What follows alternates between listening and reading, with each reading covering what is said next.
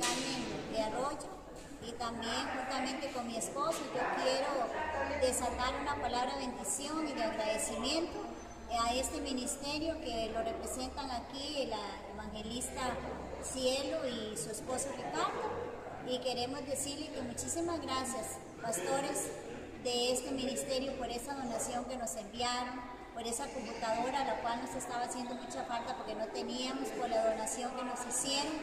Y yo estoy altamente agradecida sin conocerles, y ojalá un día pudiera conocerles. Y les desato tercera de Juan, que dice: amados pastores, nosotros los pastores Luis Paulino y Carmencita deseamos que ustedes sean prosperados en todas las cosas y que tengan mucha salud y muchas bendiciones, como cada día también prospere sus almas.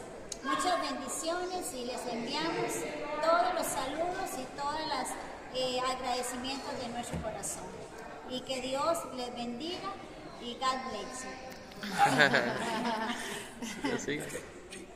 Bien, también damos gracias a Dios por el ministerio Créale al Señor, créale a Dios. En verdad, les hemos oído testificar del poder del Señor, predicar su palabra con vehemencia.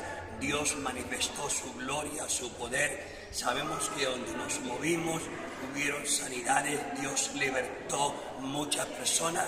Damos gracias a Dios por el ministerio Créale a Dios, la cual lo pone por Cielito y Ricardo, y también el ayudante que les hemos puesto como nombre el Timoteo de ellos. Así es que bendecimos el ministerio Créale a Dios, y yo sé que ellos están creyendo que esto es un comienzo.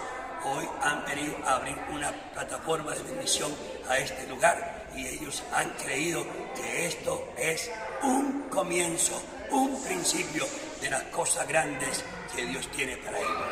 Les amamos y les bendecimos, y gracias, ministros, por dejarse guiar por el Espíritu Santo. Gracias.